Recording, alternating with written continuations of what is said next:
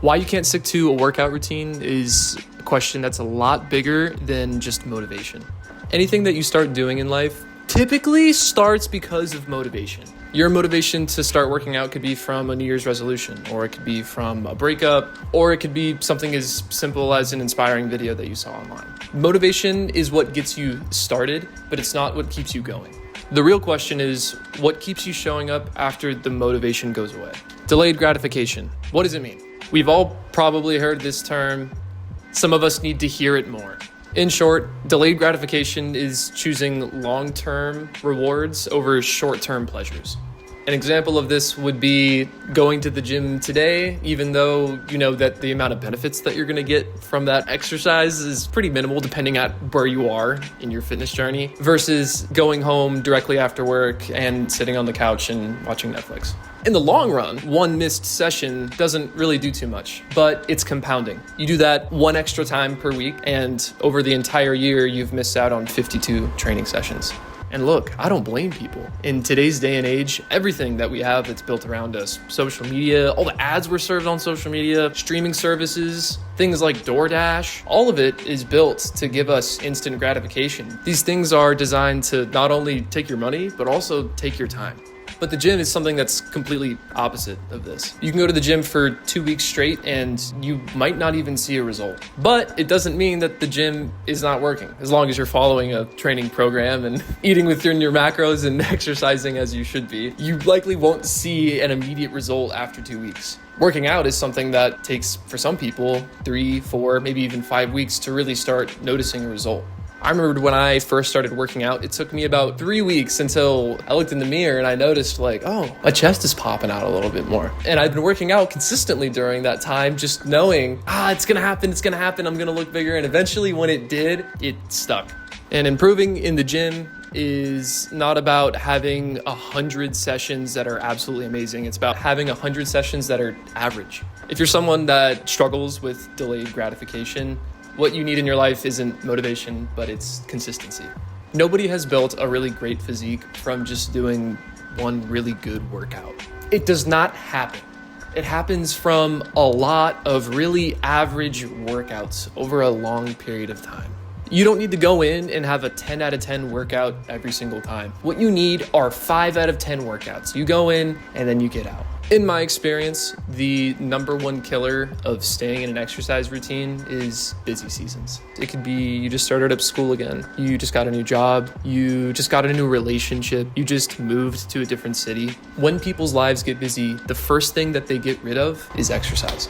I see it all the time. I've trained more people than I can remember, and almost everyone that falls off of the wagon does it for one of these reasons. Oh, well, work's been getting busier. Oh, well, I just moved. I've heard all of the reasons. However, what I pose to people that encounter these busy seasons like I have in my life is that you instead adapt. And what does adapting mean? Well, it means that you don't need to be in the gym for 60 minutes, 90 minutes, 2 hours in order to get a good workout. You can get a good workout in 20 minutes. 4, maybe 5 days a week. I don't care if you're Jeff Bezos or if you're Elon Musk. You have 20 minutes during the day to get some type of exercise in. You don't even necessarily need to go to the gym. You could do bodyweight squats with some bands at home, and you could go on a light jog and get that done in 20 minutes. Does it mean that you're gonna get the most optimal workout for strength and hypertrophy? No, but it's a busy season. You're doing what you can in order to get through it. Busy seasons don't last for forever. It's something that you have to manage as you're making a transition. I've had to do it before. At one point, when I was in college, I was working 3 part-time jobs, and I had 5 classes that I was taking. And during that time, I was a lot more focused on powerlifting. I was trying to maintain my squat, my bench, and my deadlift. And over a period of a year, when all of that was going on, I think I only put maybe 5 to 10 pounds on my deadlift, and I put 5 pounds on my bench, and my squat stayed the same.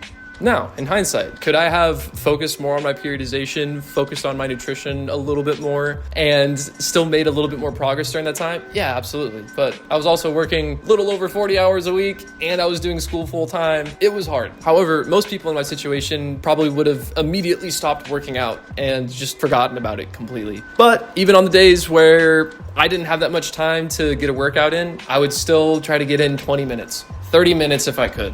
A lot of this was just trying to maintain my size and strength as best as possible. So after I was done with that busy season of my life, I hadn't regressed. I had put on a little bit more size, leaned out a little bit, and maintained my strength. Which leads to my next point. If you have somebody that you can work out with, whether it's your partner, your spouse, best friend of yours, a coworker, accountability helps so much when trying to make progress in the gym. There are going to be days where the last thing that you want to do is go into the gym. There are going to be days when your gym partner, the last thing that they want to do is go into the gym.